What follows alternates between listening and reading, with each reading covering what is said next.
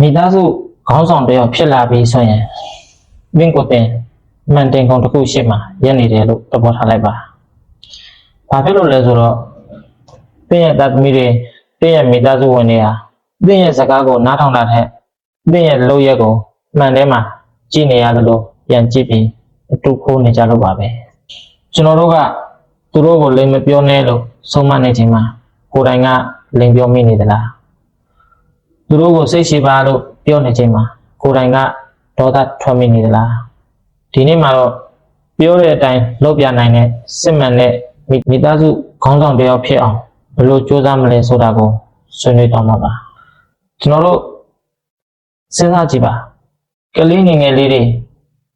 ကိုပြောတာကိုသူတို့နားမလည်ဘူးသူတို့ကိုယ်တိုင်လည်းဘာလို့မပြောတတ်ဘူးဒါပေမဲ့သူ့မျက်စိနဲ့မြင်သမျှလုပ်သမျှအရာတွေကိုသူကိုယ်တိုင်လိုက်ပြီးတော့လုပ်ပြနေတာတွေတွေ့မှုပါလိမ့်မယ်ဟောဝေယဝဆလုပ်ပေးရင်လည်းသူ့မျက်စိထဲမှာမှတ်သားမိတာလေးတွေကိုသူကိုယ်တိုင်နောက်ကနေလိုက်ပြီးတော့လုပ်ဖို့ပါလိမ့်မယ်မိတ်ဆွေတို့တွေ့ဖို့ကြပါလိမ့်မယ်အဲ့တော့ဒီနေ့မှာ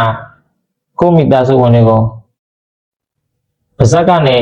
တွတ်နဲ့ပြောဆိုဆုံးမနေတာထက်လုပ်ရက်နဲ့ဘယ်လိုမျိုးသက်သေပြရမလဲဆိုတာကိုအချက်၃ချက်နဲ့ကျွန်တော်ပြောပြပေးတော့ပါမယ်ပထမဆုံးအချက်ကတန်ဖိုးထားမှုတွေကိုလက်တွေ့လုပ်ပြပါသင်မိသားစုကိုစာဖတ်စေခြင်းရင်သင်ကိုယ်တိုင်စာအုပ်ကင်ပြဖို့လိုပါတယ်သူတို့ကိုစီကံရှိစေခြင်းရင်သင်ကိုယ်တိုင်လည်းအချိန်ကိုကြည်ကြည်ကြကြဖြစ်နေဖို့လိုပါတယ်အမိန်ပေးတာထက်စံနမူနာပြတာကပိုပြီးခြေရောက်တဲ့သင်ကြားမှုပါဒုတိယချက်ကအမှားကိုဝန်ခံရတဲ့တတိရှိပါခေါင်းဆောင်ဆိုတာအမြဲတမ်းမှန်းနေရတယ်မဟုတ်ပါဘူးကိုမှားသွားတဲ့အခါမိသားစုဝင်တွေရှိမှငါမှားသွားတယ်တောင်းပန်ပါတယ်လို့ပြောရခြင်းဟာသင်ရဲ့ဂုဏ်သိက္ခာကိုလျော့မသွားစေတဲ့အပြင်သူတို့ကိုလည်းယူသားမှုကိုလက်တွေ့တင်ပေးလိုက်တာနဲ့အတူတူပါပဲကျွန်တော်လည်းအရင်ကတော့ခေါင်းဆောင်ဆိုတာရှေ့ကနေခိုင်းရမယ်လို့ပဲထင်ခဲ့ပူပါတယ်ဒါပေမဲ့ကျွန်တော်မိသားစုဝင်တွေက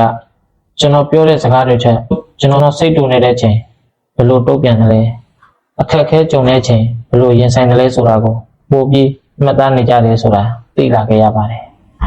ဒီနေ့ကစပြီးကျွန်တော်ဟာ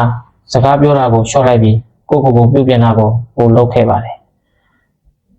ကျွန်တော်ပြောင်းလဲလိုက်တဲ့အခါအိမ်ကလူတွေကလည်းအလိုလိုလိုက်ပြောင်းလာကြတာကိုတွေ့ရပါတယ်ဒါဟာအမိန်ပေးစရာမလိုတဲ့ခေါင်းဆောင်မှုရဲ့အစွမ်းပါပဲမိတ်ဆွေသင်ဟာမိသားစုအတွက်အကောင်းဆုံးသောမှန်တစ်ချက်ဖြစ်နေပါသလားသင်ပေးလိုက်တဲ့ငွေကြေးတွေဟာကုန်ဆုံးသွားနိုင်ပေမဲ့သင်ပြခဲ့တဲ့ဇယိုက်လက္ခဏာနဲ့လုပ်ရက်တွေကတော့သူတို့ဘဝတစ်လျှောက်လုံးအတွက်အဖို့မဖြတ်နိုင်တဲ့အမွေအနှစ်တွေဖြစ်နေပါလိမ့်မယ်ဒီနေ့ကစပြီးသူတို့ကိုဘာလုပ်ပါလို့ခိုင်းမဲ့အစားကိုယ်တိုင်ဘယ်လိုလုပ်ပြမလဲဆိုတာကိုပဲအာရုံစိုက်ကြည့်ပါအားလုံးပဲစံနမူနာပြနိုင်တဲ့ခေါင်းဆောင်ကောင်းများဖြစ်ကြပါစေဗီဒီယိုကိုဆုံးဖြတ်ကြည့်ပေးတဲ့အတွက်လည်းဒီနေ့ကနေလှည့်လှည့်လေးနဲ့ကျေးဇူးတင်ရှိပါတယ်ကျွန်တော်ကဦးချစ်ဖြစ်ပါတယ်နောက်ဗီဒီယိုမှာပြန်လည်ဆောင်တွေ့ပါမယ်